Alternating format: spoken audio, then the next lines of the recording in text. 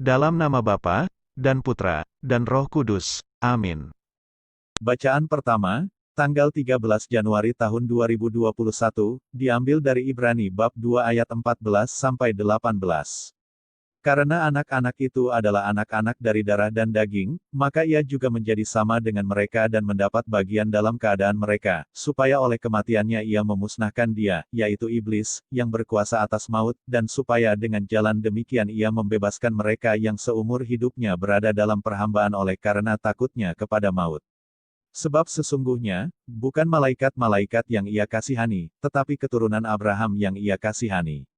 Itulah sebabnya, maka dalam segala hal ia harus disamakan dengan saudara-saudaranya, supaya ia menjadi imam besar yang menaruh belas kasihan dan yang setia kepada Allah untuk mendamaikan dosa seluruh bangsa.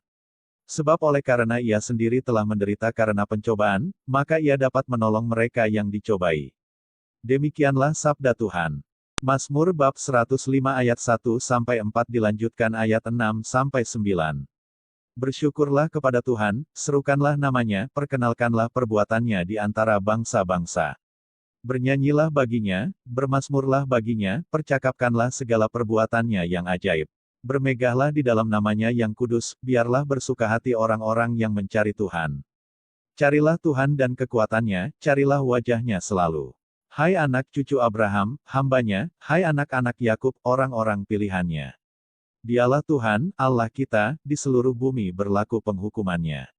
Ia ingat untuk selama-lamanya akan perjanjiannya, firman yang diperintahkannya kepada 1000 angkatan, yang diikatnya dengan Abraham, dan akan sumpahnya kepada Ishak. Demikianlah sabda Tuhan. Bacaan Injil diambil dari Injil Markus bab 1 ayat 29-39.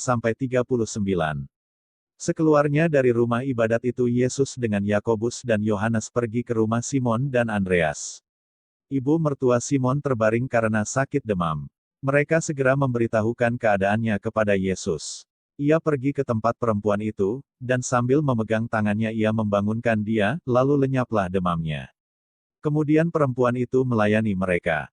Menjelang malam, sesudah matahari terbenam, dibawalah kepada Yesus semua orang yang menderita sakit dan yang kerasukan setan. Maka berkerumunlah seluruh penduduk kota itu di depan pintu. Ia menyembuhkan banyak orang yang menderita bermacam-macam penyakit dan mengusir banyak setan. Ia tidak memperbolehkan setan-setan itu berbicara, sebab mereka mengenal dia.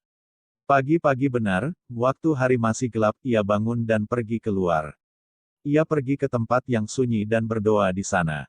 Tetapi Simon dan kawan-kawannya menyusul dia, waktu menemukan dia mereka berkata, "Semua orang mencari engkau."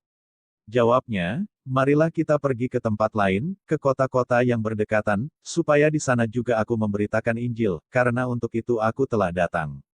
Lalu pergilah ia ke seluruh Galilea dan memberitakan Injil dalam rumah-rumah ibadat mereka dan mengusir setan-setan.